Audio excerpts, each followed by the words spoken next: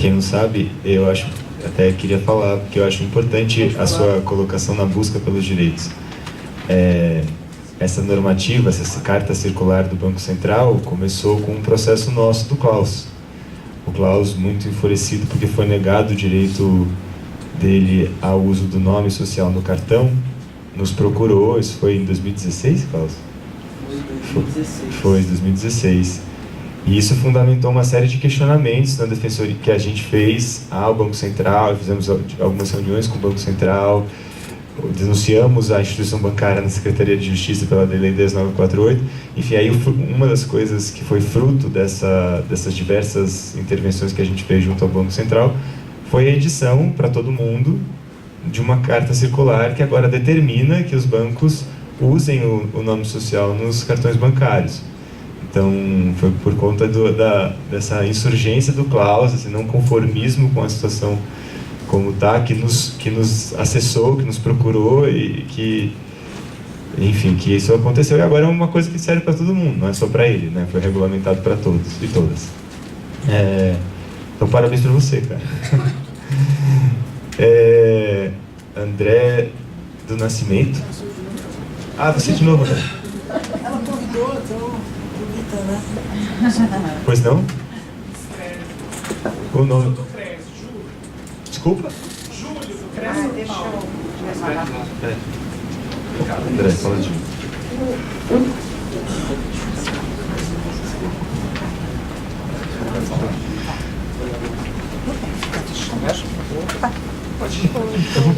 eu queria só complementar a fala dos meus amigos de luta, né? O Thomas, o Klaus, que eu conheço eles pelo Facebook.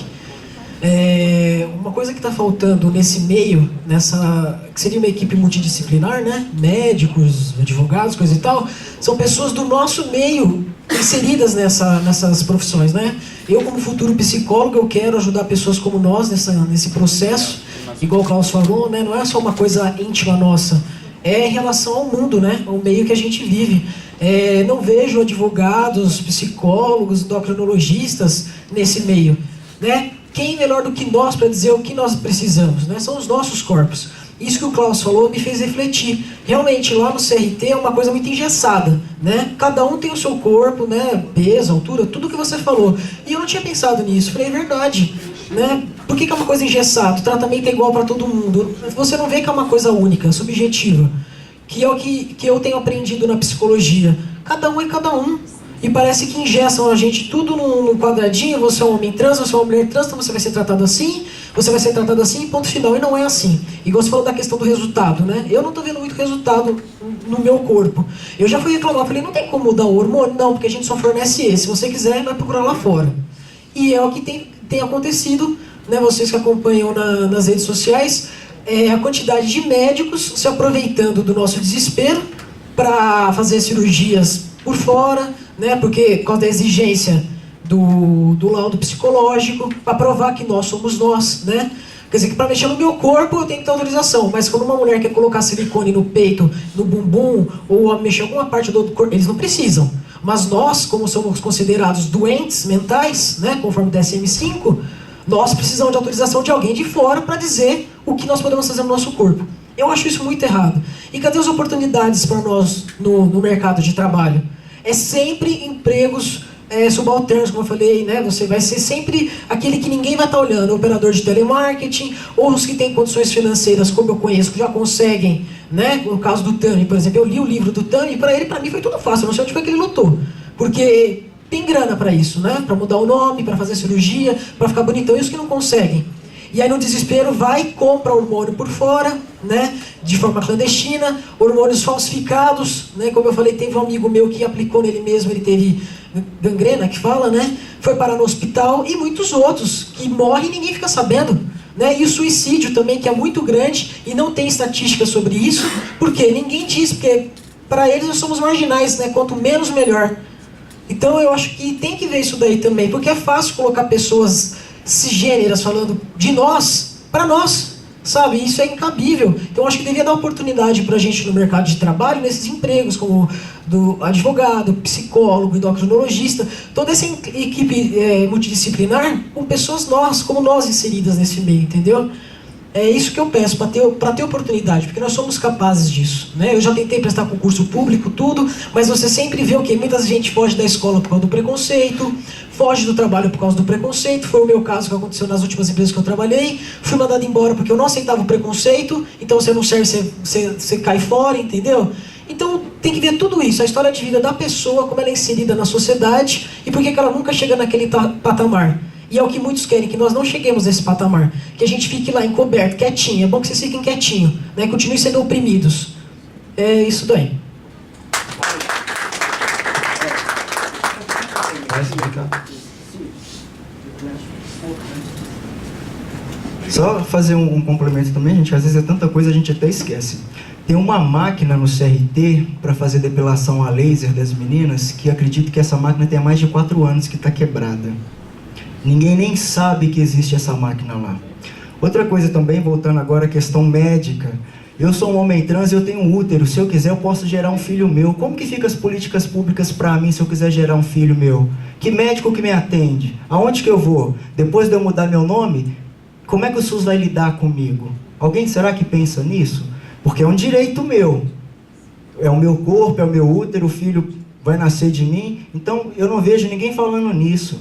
Eu não vejo, às vezes eu acho que até uma pauta interessante, porque como assim as mulheres cis têm útero e nós também temos, somos nós que temos que decidir sobre o que faz com o nosso corpo. Não é o homem cis que não sabe o que é gerar, que não sabe o que é ter útero, não sabe o que é menstruar, ficar falando do que pode e do que não pode fazer do corpo da gente, não. E outra coisa, você falou acerca da questão de dados. A ONU lançou em 2013 uma campanha que chama-se Livre e Iguais. Ela está 2013 mais ou menos. Dentro das pesquisas que a ONU lançou nessa campanha, e ela fez em todas as partes para sensibilizar Estado, governos, para sensibilizar países, para sensibilizar as empresas. Dentre as estatísticas que a ONU fez, ela falou quanto um país deixa de arrecadar com as pessoas trans, travestis, e as pessoas gays, os gays e as lésbicas que estão fora do mercado de trabalho. Um país do tamanho da Índia deixa de arrecadar por ano 32 milhões de dólares por causa dessa população que está fora. Eu sei que é meio chato a gente falar desse ponto capitalista, mas a gente tem que sensibilizar também o Estado que ele perde com isso. Ele perde no que a gente poderia contribuir e ele perde naquilo que ele tem que gastar, porque ele fica remediando coisas que poderiam ser lá atrás tiradas dele, principalmente com peso financeiro. Dentro dessas pesquisas também que a ONU fez, uma pessoa gay e lésbica tem 4 vezes mais chance de cometer suicídio com relação a pessoas da sua faixa etária de idade. Pessoas transexuais e as travestis, nós temos 10 vezes chance mais de cometer suicídio com relação a toda a população. Não há diferença de ser mais velho ou mais novo que eu. Então, e eu tenho certeza que esses dados também não são dados 100% concretos, porque nem todo mundo pode, consegue e tem a força, ou às vezes o empenho ou a ajuda de outras pessoas para se declarar. Mas dentre as pessoas que se declaram, é uma margem muito, muito desumana, eu diria. É muito desumano você pensar que tem pessoas na sociedade que elas têm 10 vezes mais chance de se matar com relação a toda a população. Isso é uma calamidade. É uma desumanização. Assim como fizeram com a nossa raça negra no passado, é mais ou menos o que fazem com a gente hoje. Com a população trans, travestis, com todos os transexuais. Estão desumanizando os nossos corpos e as nossas pessoas. Por isso, mais uma vez eu quero ressaltar, ninguém aqui está me fazendo favor nenhum. Eu sou um cidadão como todo mundo, eu pago os meus impostos como todo mundo, e eu tenho certeza que se eu chegar a qualquer lugar aqui e fizer qualquer coisa contra a Ventora, vão ter na hora um monte de polícia para me prender, mas eu nunca vi ninguém vindo vindo para me defender, vindo para dizer, não, você está certo, você tá com razão. O Eric falou um ponto interessante aqui, da questão da Caixa também. Quando eu fui para abrir uma conta poupança na Caixa, o banco se negou a abrir uma conta para mim. Não só não quiseram para mim colocar o nome social nos documentos, eu tive que chamar a polícia, eu tive que ir 3 vezes ao banco, eu tive que dar todos os meus documentos para eles xerocarem, para a mulher virar para mim e falar, olha, eu vou levar lá no jurídico para ver se o jurídico vai autorizar eu abrir uma conta para você. O meu dinheiro, ele tem o mesmo peso, a mesma medida e o mesmo valor do dinheiro de qualquer pessoa aqui. Então, essas coisas não podem mais acontecer. E a gente, às vezes, eu até falo assim que não é mérito nenhum meu, não. Muito pelo contrário. Se tivessem pessoas, às vezes, passado por isso antes, eu não estaria passando por isso agora. E se eu estou dando a cara para passar por isso agora, é que eu quero que se, de repente, um filho meu venha depois, ou qualquer outra pessoa que não tenha que passar por essas vergonhas, que outras pessoas ditas normais não tenham que passar. E somos todos normais, somos todos iguais. A diferença está na cabeça das pessoas que pensam pequeno e que não conseguem enxergar a diversidade. Porque somos todos diversos. De tão igual que nós somos, é o que nos faz mais diversos. Perdão, a nossa diversidade é tão grande que é o que nos torna mais iguais.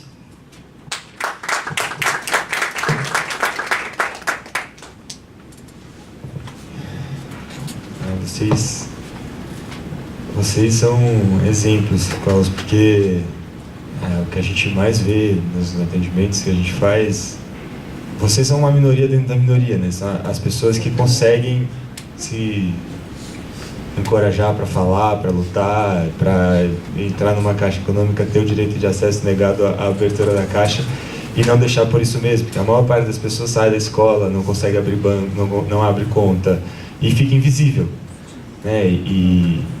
E essas pessoas invisíveis não estão aqui. Elas não vieram hoje, porque a gente não consegue nem acessá-las. Então, enfim, obrigado pela coragem. Para todos os homens trans e mulheres trans e travestis que estão aqui hoje, é isso. Acho que a gente tem que agradecer a coragem de vocês de lutar pelo que a maior parte de vocês não consegue nem ter forças para lutar. Né? Ricardo. Não, Júlio, primeiro.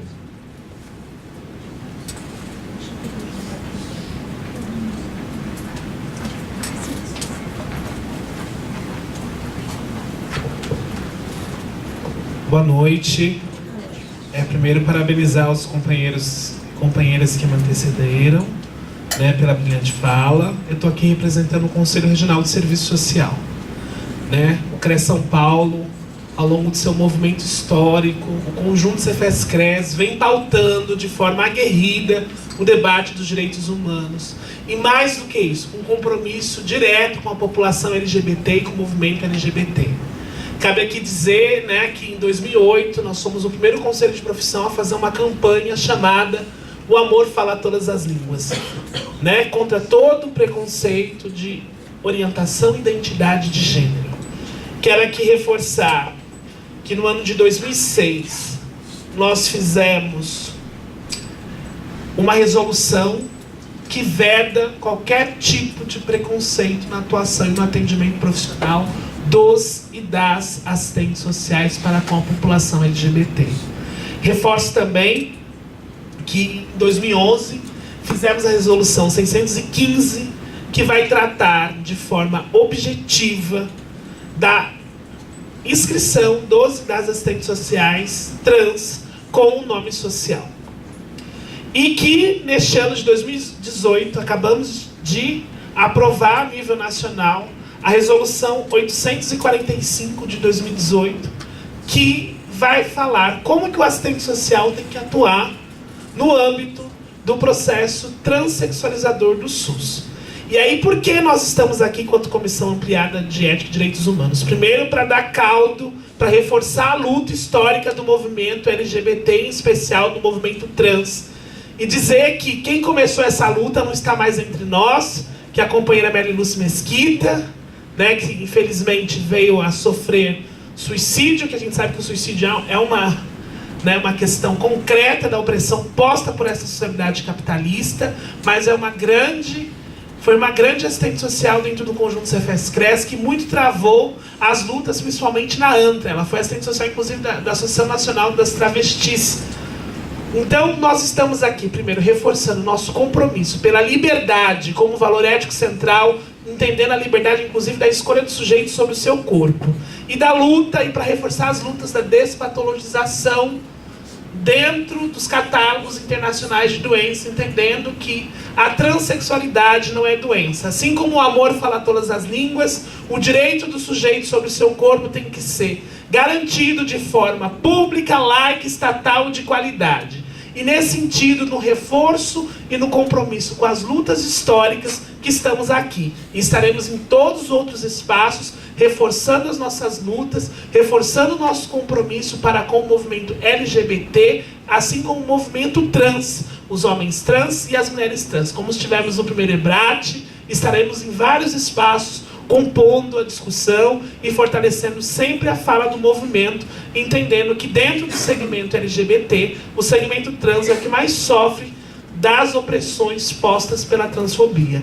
Então, portanto, por um mundo, como vai dizer nossa querida Rosa Luxemburgo, por um mundo onde sejamos socialmente iguais, humanamente diferentes e totalmente livres. Liberdade para todas as trans e trans do nosso país. Muito obrigado. Ricardo.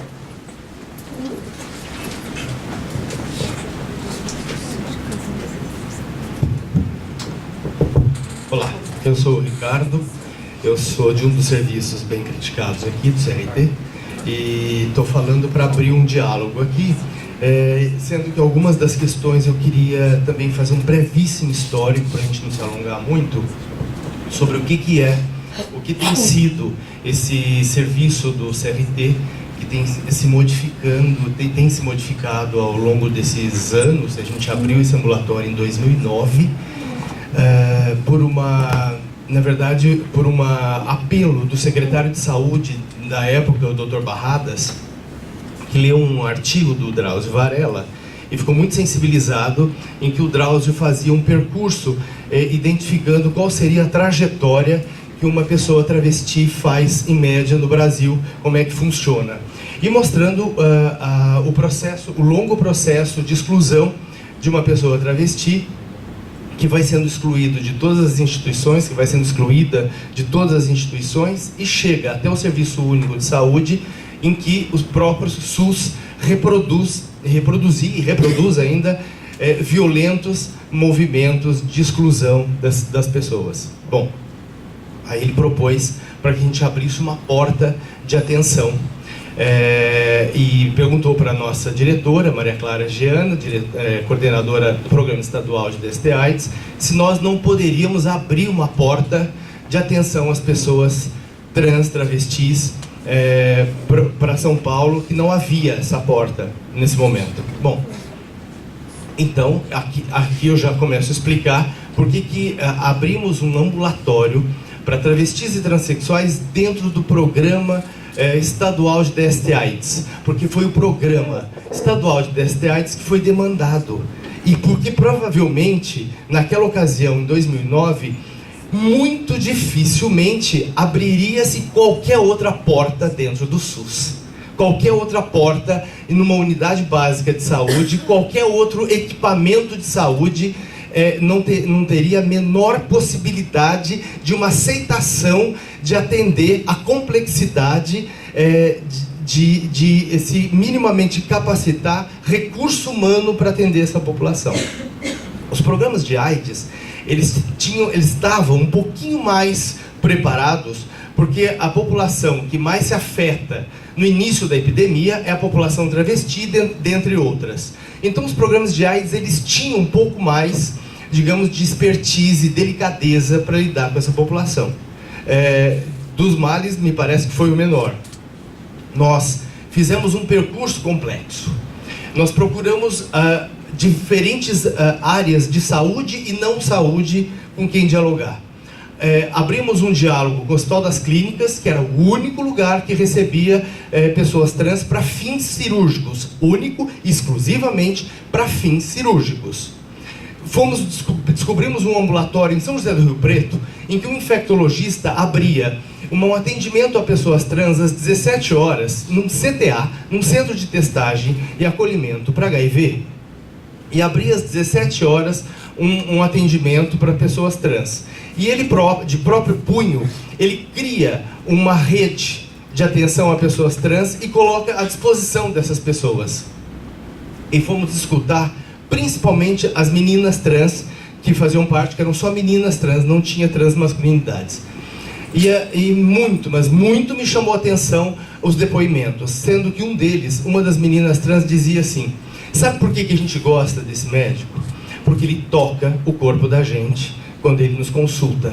Os médicos parecem que têm medo do corpo trans, né? É claro que isso é chocante. É claro que o nível, a dimensão de rejeição e medo de atender a figura transexual passa inclusive pela consulta física de alguns profissionais, para vocês verem por onde vai passando os danos que depois vão sendo criados. Em terceiro momento, quase que tudo simultaneamente, nós chamamos o movimento social para dialogar. Chamamos a ANTRA e mais um outro movimento que agora eu não me lembro, e chamamos também o IBRAT, e incluímos as transmasculinidades na nossa discussão. Então, a ANTRA, na figura da Keila Simpson, já disse no mesmo momento para a gente: olha, vocês estão mexendo num baita vespeiro, porque é uma população completamente desassistida no SUS. Vocês vão abrir uma porta e vai vir uma avalanche de pessoas, e vocês provavelmente vão explodir. Bom, tivemos todo tipo de dificuldade, porque nós assumimos esse compromisso com o Dr. Barradas, na época, e nós começamos a funcionar como uma espécie de militância em saúde. Foi um trabalho de militância. Não tinha nenhum tipo, digamos assim, de protocolo pronto à disposição no SUS. Tinha os protocolos do HC, só do HC, no nível do Conselho Federal de Medicina, e os profissionais de saúde com quem a gente tentava fechar, não ficava um para atender. Nós fechamos em 4 profissionais, chamávamos endocrinologistas. Sabe o que eles diziam? A gente não quer atender, porque isso nós podemos ser acusados de exercício ilegal de medicina pela Sociedade de Endocrinologia do Brasil, que é dar hormônio sexual, hormônio masculino para mulher e hormônio feminino para homem. É isso que a gente escutou de um monte de endocrinologista. Veja, lidamos com um monte de tipo de dificuldade. Alguns endocrinologistas não pararam conosco. Uns 2, 3 endocrinologistas saíram fora. Era muito difícil, eles não conseguiam atender, e eles tinham extrema dificuldade e eram super inadequados com a população trans. Bem, o que nós fizemos? O ambulatório passou por diferentes construções. Nós resolvemos, já que nós tínhamos que abrir uma porta para atender a população trans, e na ocasião era focada na figura travesti, nós entendemos que a questão cirúrgica era só um pedaço do nosso possível atendimento. Então, eu quero dizer que a gente acabou, naquela ocasião, ainda ingenuamente, a gente acertou sem querer. A gente não fez de propósito. O que eu quero dizer com acerto sem querer? Na medida em que a gente inclui as populações trans que pretendem, que necessitam, que se apoiam em cirurgia, e as populações trans que não se apoiam em cirurgia, seja ela qual for, a gente abre uma porta para independentes ofertas no campo da saúde, e isso, por si só, produz um efeito despatologizante. Por quê? Por que isso é despatologizante? Vejam só. Porque quando os protocolos são criados, e isso foi um viés internacional, quando os protocolos são criados, tudo que vem dentro do processo transexualizador dependia da cirurgia genital. Nada era oferecido se não tivesse pretensão em cirurgia genital. A cirurgia genital era o centro do processo transexualizador, inclusive a hormonização. Em termos de serviço público, a gente acaba se tornando uma espécie de pioneiro, sim. A gente abre o CRT na perspectiva de quebrar um protocolo no Conselho Estadual de Medicina, em que os endocrinologistas passaram a fazer prescrição hormonal amparados pelo CREMESP aqui em São Paulo, na figura do Dr. Caio Rosenthal e do Mário Schaeffer na época.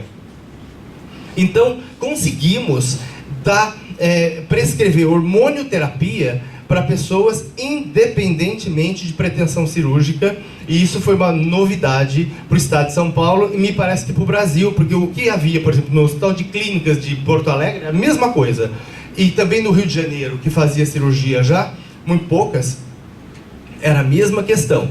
Tudo era oferecido, tudo. O que fosse oferecido para pessoas trans no domínio da saúde era a partir da elegibilidade de cirurgia, que eram os protocolos internacionais ainda até a década de 90 na Europa e Estados Unidos. Depois isso também é quebrado.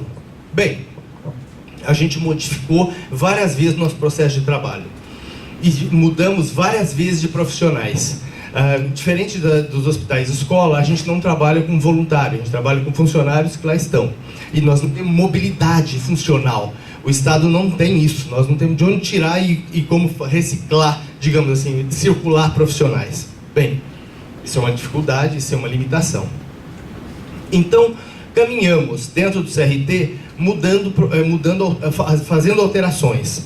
A gente começou a trabalhar, e aí é o processo transexualizador do SUS, com o qual muitos de nós do CRT também não concordamos, mas somos obrigados a cumprir, estamos submetidos a ele no que diz respeito à questão cirúrgica, porque é o processo transexualizador do SUS. Se ele não for respeitado os 2 anos de acompanhamento, as cirurgias são consideradas ilegais, clandestinas, e esse médico cirurgião pode ser processado e não consegue mais exercer cirurgia no domínio do SUS.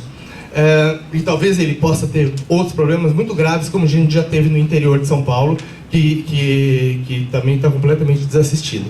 Aí eu quero dizer o seguinte: atendemos então, hoje, matriculados no CRT, 3.000 pacientes, 3.000 usuários.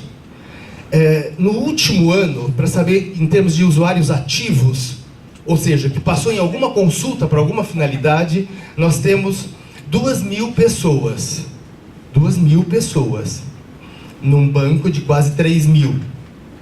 Que pela lenta resposta nossa, do Estado, acho que uma parte, claro, que foi embora. Para 4 profissionais de saúde prescrever hormônio. Veja, deve dar quase 500 usuários para cada médico, com retorno de 3 em 3 meses, 4 em 4 meses, depois de 6 em 6 meses. É claro que não demoram alguns meses, essa capacidade de atenção do CRT estoura. Os médicos não conseguem mais assumir novos tratamentos. O que nós passamos a fazer? A gente passou, e tudo isso eu quero dizer espontaneamente, porque não tem programa nacional e nem estadual que centraliza isso e dita como é o programa de AIDS, como são outros programas. A questão transexualizadora não é um programa, é um conjunto de recomendações, não é um programa. Para programa tem cofre próprio, nós não temos cofre e políticas públicas próprias, não temos. Por isso nós trabalhamos muito ainda na espontaneidade dos serviços. Então, na perspectiva da espontaneidade, o que a gente tem feito? A gente capacitou espontaneamente, está tentando fazer capacitações, como você citou, para vários serviços iniciar. Santa Cecília, fomos nós que criamos, em parceria.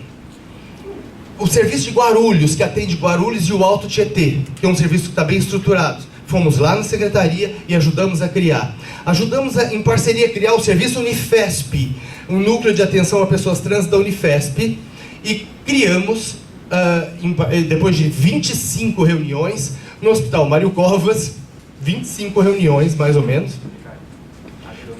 criamos a atenção no Hospital Mário Covas para cirurgia de transgenitalização feminizante. Hoje a gente já tem mais ou menos 47 cirurgias trans para mulheres trans feitas, e criamos em parceria com a Unifesp o Hospital Pedreira, que faz as mamoplastias masculinizadoras, e o Hospital de Diadema, que também faz cirurgia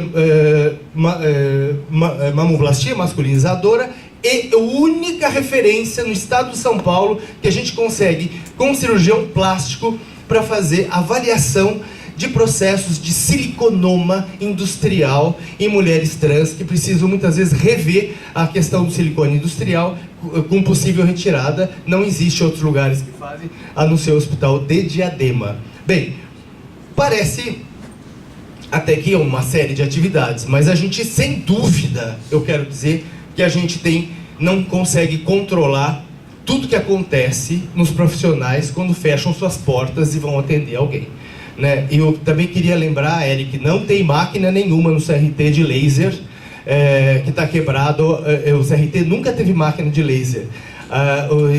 Eu tenho conhecimento que talvez tenha uma que não está desativada no Hospital das Clínicas. O CRT nunca teve máquina de laser. A gente não tem um departamento de dermatologia. A gente tem 5 dermatologistas que atendem lá o equipamento de pessoas vivendo com HIV, mas a gente não tem máquina de laser. Laser é um grande problema. Nós já fizemos imensas tentativas de disponibilizar laser, até com ONG, para ver se pagavam. A gente não consegue. Não estamos conseguindo. Tentamos por voluntarismo, também não conseguimos.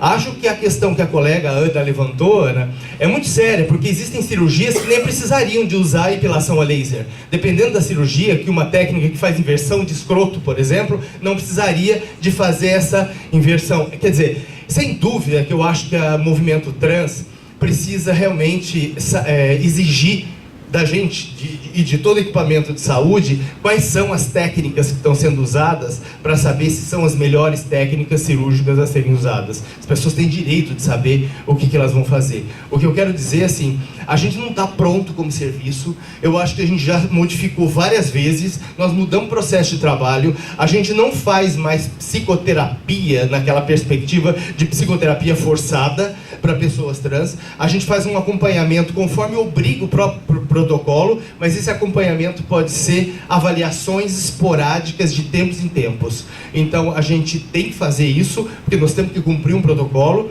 porque cada um de nós tem que emitir um relatório afirmando que eu assisti essa pessoa por 2 anos. Se eu não fizer isso, e se eu não assistir de fato, eu estou mentindo. Então também não dá para pedir para o profissional em saúde mentir. Mas agora o formato com que isso é feito, isso é absolutamente a revelia de quem atende e quem é atendido. É discutido, é negociado. Então a gente fez várias modificações. Mas sem dúvida, eu acho que é um serviço, como todos os serviços devem ser, disponíveis à mudança, disponíveis a mudar o seu processo de trabalho o tempo inteiro. A gente já mudou algumas vezes, estamos prestes a mudar um pouco mais.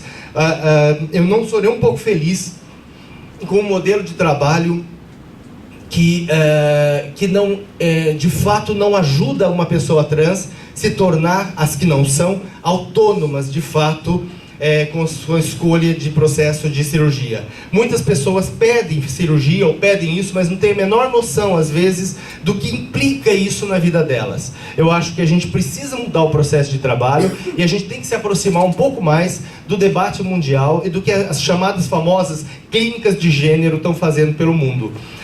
E o Brasil ainda não adotou isso. Eu espero que a gente possa, em discussão hoje, por exemplo, estou saindo hoje de várias reuniões. De manhã eu recebo, de terça-feira, na última terça-feira de cada mês, mais ou menos 70 a 80 psicólogos da rede municipal de saúde para discutir o papel da psicologia nesse processo. À tarde eu fui numa discussão na Unifesp. Então nós temos vários parceiros comuns com os quais nós estamos tentando trabalhar numa perspectiva de alinhamento metodológico. O que não é fácil, porque alinhar metodologicamente também é uma iniciativa, digamos, espontânea de todos nós. Não há um programa que nos une. Se a gente não faz isso de um modo espontâneo e de livre iniciativa, não há. É isso que eu queria dizer para vocês. Muito obrigado. Obrigado, Ricardo. Queria aproveitar o encerramento da sua fala, Ricardo, para... Ô, Ricardo, seu óculos. Aproveitar o encerramento da sua fala para registrar mais uma vez algo que eu tenho falado desde o início. Registrar um sincero reconhecimento ao pioneirismo dos profissionais do CRT, a dedicação, especialmente da direção do CRT, e na verdade falando do CRT, mas o ambulatório em especial, por lidar com essa questão numa época em que ninguém lidava, por ter sido um dos primeiros serviços. Eu estou falando isso desde que essa audiência pública se iniciou. A nossa preocupação, eu acho que talvez seja pela primeira vez a preocupação de um órgão jurídico do sistema de justiça com o passo anterior a isso, com a premissa disso, com a gestão. Como você bem ressaltou em diversos momentos na sua fala, vocês são um serviço, né? Vocês não são responsáveis pela gestão, pela organização, pela criação, definição macro desses programas. Então, assim, eu quero, obviamente, com todas as questões que talvez, como você disse, não tem como controlar os profissionais, o que é falado diante dos relatos que a gente ouviu aqui hoje, mas eu sei que a direção do ambulatório, quem está lá mantendo o serviço vivo, está absolutamente empenhada em que aquilo seja cada vez melhor.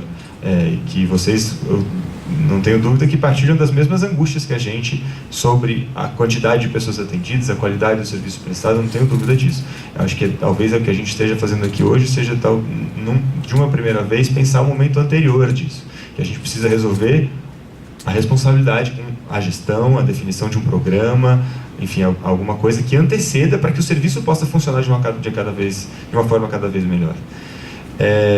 Enfim, então, obrigado pela sua colocação, obrigado pela presença de vocês aqui hoje, que eu sei que vocês têm as agendas bastante carregadas, assim como todos nós, e cederam aí nesse dia complicado, nessa semana confusa que a gente está vivendo, o tempo de vocês para estarem presentes. Pelo edital da audiência pública, né, que eu li no começo, que foi publicado, então a gente ouve as pessoas inscritas, que a gente ouviu as falas, e aí agora há um tempo para perguntas, né, que podem ser tantos e debates. Eu vou te dar a palavra, Thomas, mas eu vou te dar nesse contexto, não é mais das inscrições, porque eu preciso respeitar as regras, senão eu corro o risco de anular a audiência. Eu vou te dar a palavra, mas já nesse contexto. Eu vou iniciar agora essa fase de perguntas, tanto ao que foi exposto, como às outras falas dos demais manifestantes aqui, e eventualmente até um debate, não sei em que contexto se insere a sua colocação.